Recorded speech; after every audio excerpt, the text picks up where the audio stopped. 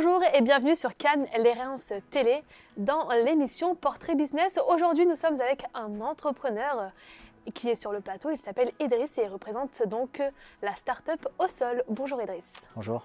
Alors Idriss, vous êtes donc le co-fondateur de Osol. Il y a également Maxime et Enrique. Vous allez donc nous expliquer le parcours justement de cette start-up, du début à son développement qui est aujourd'hui une grande entreprise. Très bien, merci de m'accueillir.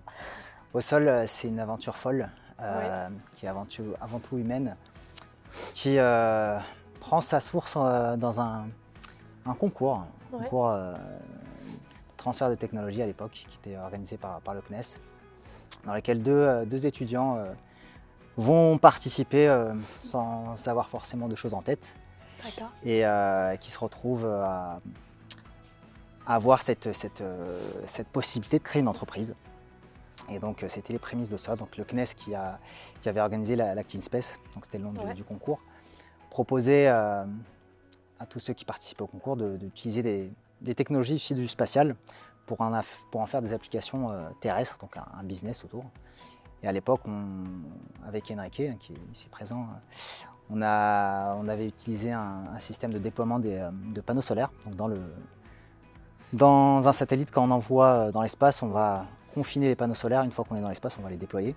On s'était dit, on va reprendre ce système-là et on va développer des générateurs solaires. Donc pour fournir de l'électricité dans des zones qui sont reculées, dans des zones où il n'y a pas forcément tout ce qu'il faut. À l'époque, c'était pour les ONG. Donc ça, c'était le départ. Et comment justement cette idée s'est transformée?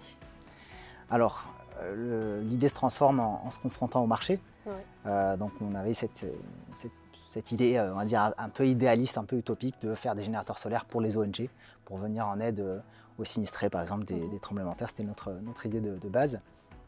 Donc on a commencé à prototyper, à faire ce qu'on pitchait finalement, cette idée de faire des générateurs solaires. On a commencé à les réaliser, à faire des prototypes, et puis à se rendre compte que finalement, ce qu'on est en train de construire, on est en train de construire une solution avant d'avoir trouvé entre guillemets le problème et chercher le problème, alors que c'est plutôt l'inverse. C'est d'abord avoir un problème et se confronter à ce problème-là pour ensuite lui apporter une solution.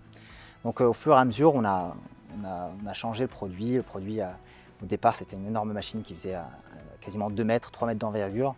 Puis ensuite, on a fait des prototypes qui étaient un peu plus petits, qui étaient plus abordables aussi financièrement, etc. Et puis, on s'était positionné sur le marché de l'événementiel. Donc c'était 2019. On a commencé à vraiment construire un produit qui répondait à tous ces besoins d'itinérance, d'événements qui sont organisés souvent dans des zones qui n'ont pas d'électricité, des festivals par exemple, ce genre de choses, qui ont besoin d'électricité. Et on a fait un prototype, on a construit quelque chose qui était assez sexy aussi d'un point de vue produit. On allait le présenter au CES de Las Vegas, donc plus gros salon technologique du monde aux États-Unis. Et puis là, on est en janvier 2020, donc je vous laisse imaginer ce qui est arrivé juste après, il y a eu le Covid. Donc ça nous a forcé à pivoter, on dit dans le jargon, et à retrouver un nouveau produit qui s'adapte à un nouveau marché. Donc ça, je pourrais revenir dessus parce que c'est un vrai tournant dans l'entreprise. Alors justement, on parle d'Osol. Qu'est-ce qu'Osol aujourd'hui? Alors, quel est le produit? Osol aujourd'hui, c'est une entreprise qui va libérer les espaces de travail des câbles. On va rendre libre le collaborateur en lui offrant une solution qui permet de recharger tous ses équipements sans un espace de travail, donc son ordinateur, sa tablette, son téléphone, etc. Sans avoir la contrainte de la prise, sans avoir à chercher est-ce que j'ai ramené mon câble, est-ce que j'ai mon chargeur, est-ce que j'ai une prise à côté, etc. Très bien. Alors justement, Osol a été créé donc par vous, Idriss, mais également par Enrique et Maxime. Est-ce qu'à la base vous étiez entrepreneur? Est-ce que l'envie de monter une start-up était en vous? Alors pour le coup, j'ai parlé pour moi. Non, j'avais pas, pendant mes études, mon objectif c'était d'être ingénieur. J'avais un petit peu ce rêve de travailler pour Airbus, pour le CNES. C'est la raison aussi pour laquelle j'ai participé au concours d'Actin Space. Mais j'avais pas forcément de vocation à devenir entrepreneur, même si inconsciemment, quand j'y repense, j'ai fait des petits projets à droite à gauche, j'ai monté des sites internet, j'ai fait un petit peu de business entre guillemets, mais sans forcément le structurer, sans avoir cette volonté d'en faire quelque chose d'aussi important qu'une entreprise. Alors justement, pour développer une entreprise, il y a la partie financement. Comment Osol s'est démarqué, surtout avec sa levée de fonds? Alors, je pense, je reviens sur la partie CES parce que c'est vraiment le tournant de la boîte qui va expliquer pourquoi ensuite on a fait des levées de fonds, etc. Donc, je vous expliquais tout à l'heure, on était sur des générateurs solaires, donc on allait présenter ça au salon. Et puis, ce qui était assez drôle, c'est qu'à ce salon, qui est quand même un salon dédié à la technologie, dédié aux nouveautés, à tout ce qui est vraiment innovation, devant notre stand, on avait des personnes qui venaient voilà, se brancher sur la prise qui était à ras le sol voilà, pour charger leur ordinateur.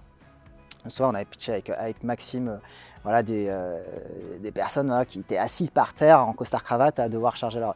Et c'était assez décalé par rapport à tout ce salon qui prenait voilà, l'innovation et la technologie. On s'était dit un jour peut-être on pourra faire une solution qui répondrait à ce problème-là. On est rentré, donc il y a eu le Covid.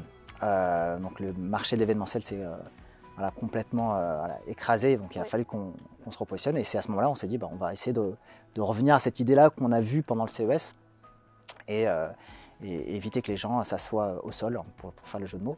D'où le nom de la marque aujourd'hui. Au sol, c'était solaire au départ, donc pour les générateurs solaires. Puis ensuite au sol, parce que ça s'y prêtait bien. C'est ça. La personne qui était assise par terre, ça répondait bien au jeu de mots. Mais du coup, voilà, en rentrant donc, le Covid, on s'est repositionné, on a commencé à reposer tout le business model de la boîte autour de ce produit-là. Donc, un produit qui puisse apporter de l'électricité, qui puisse être une prise, qui puisse faciliter la recharge des appareils au sein de l'espace de travail. Donc ça nous a pris à peu près 1 an pour prototyper, pour avoir vraiment le tout premier prototype.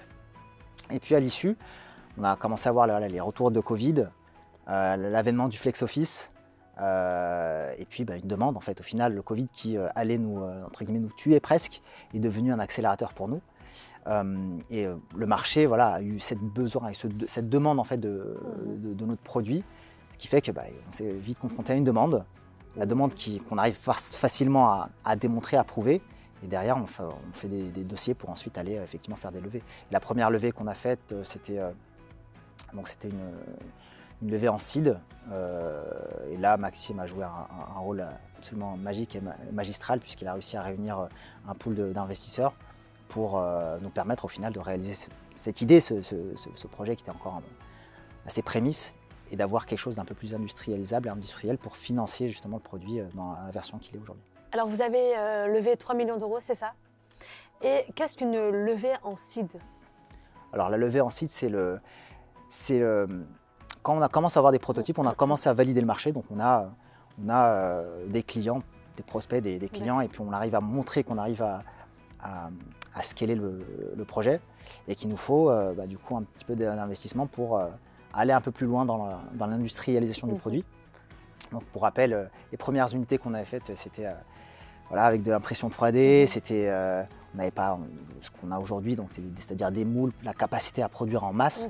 Et justement, cette levée en seed va aller nous permettre d'industrialiser, de monter en volume, et de fiabiliser aussi le produit, parce qu'on parlait de prototypes, aujourd'hui on a quand même des produits qui tournent chez de grands noms, on parle de Thales, on parle d'Orange, on parle d'EDF, etc. Et donc là on a besoin d'un produit qui soit plus fini, on va dire. Est-ce que cette levée de fonds a marqué un tournant dans l'entreprise au sol? Bien entendu, parce que qui dit levée de fonds dit embauche, dit une entreprise qui voilà, prend un peu plus de stature et d'envergure. Donc le côté humain, bien entendu, doit changer, il doit avoir plus de process, plus de structure. Donc c'est effectivement une grosse étape. C'est pas la fin, c'est pas la finalité. On ne fait pas une entreprise pour lever des fonds. On fait une entreprise pour aller répondre à un besoin sur le marché. Et la levée de fonds est un élément qui est important pour nous, surtout pour des investissements qui sont aussi conséquents que les nôtres. Alors justement, est-ce que vous avez rencontré des difficultés tout au long du développement d'Ausol? Alors si je réponds par la négative, c'est qu'on n'a pas de boîte. Concrètement, on a forcément des challenges. On en a tous les jours et je pense qu'on en aura tout le temps aussi. Mais c'est d'autant plus gratifiant qu'on a de challenge, puisque c'est des montagnes russes. Et pour être tout à fait honnête, et mes associés reprendront les mêmes exemples que moi, on a eu énormément de problèmes. Et heureusement qu'on a eu énormément de solutions aussi, parce que c'est ce qui nous a permis de grandir aujourd'hui, d'être plus robuste face aux problèmes, et qui nous permettent d'aborder vraiment chaque challenge de manière sereine, et puis d'apporter des solutions, quoi. C'est comme ça, en tout cas, moi, que je vois les choses, c'est qu'à chaque problème, il y existe plusieurs solutions, et c'est comme ça qu'on arrive à avancer. On va maintenant parler de l'équipe d'Ausol. Vous avez un style de management un petit peu particulier. puisque la moitié de votre équipe est en vadrouille, on va dire ça comme cela, un petit peu partout dans la France. Pourquoi avoir choisi donc ce point de vue? Alors, on fait des produits pour rendre les gens nomades. Oui. Donc déjà, de base, je pense qu'il faut qu'on le soit nous-mêmes. Je pense qu'on peut se prêter à cette possibilité de développer un produit, parce qu'on fait du software, donc on peut avoir des collaborateurs qui soient à distance. Nous-mêmes, on va conseiller nos clients à avoir un équilibre entre une présence au sein de l'environnement de travail et puis en distanciel. Donc on a tout intérêt aussi à pouvoir le prôner, à avoir cet équilibre-là. Aujourd'hui, on a nos ateliers qui sont à Orléans, qui sont menés par notre CTO, par Shafa. Donc on a une équipe qui est là-bas. On a aussi nos commerciaux qui sont un petit peu en vadrouille entre Paris, Cannes, et puis là où il y a notre marché dans les grandes métropoles françaises. Ça s'y prête bien et aujourd'hui la sauce se prend, quoi. On n'a pas besoin d'aller chercher plus compliqué si aujourd'hui les choses marchent bien. Alors justement, Osol s'adresse à tout public, c'est bien ça? Alors non, on est spécialisé dans le fait du B2B, donc on va aller uniquement chercher des entreprises. Alors justement, si une entreprise veut se procurer justement un produit de chez Osol, comment peut-elle faire? Qu'elle nous contacte, on sera heureux de pouvoir leur libérer la vie des collaborateurs chez eux, s'ils ont des câbles qui traînent, des multiprises à rallonge, etc. Qui prennent un rendez-vous avec nous, qu'ils aillent sur notre site, donc osol.co. Et puis on se fera un plaisir de vous accompagner. Et enfin, pour terminer cette interview, est-ce que vous avez un conseil à donner aux entrepreneurs qui nous regardent? Être résilient, ne jamais baisser les bras. Après, bon, c'est des choses assez classiques que tous les entrepreneurs, je pense, diront. Mais plus il y a de problèmes, plus je pense que il y a de solutions et qu'on arrive quand même de ne jamais perdre espoir. À beaucoup d'occasions chez Osol, on a eu des bas. Mais ça nous a donné plus de force pour ensuite rebondir. Très bien, merci en tout cas d'avoir répondu à mes questions. Avec plaisir. Quant à nous, on se retrouve dans un nouvel épisode sur Cannes Les Reims Télé du Portrait Business.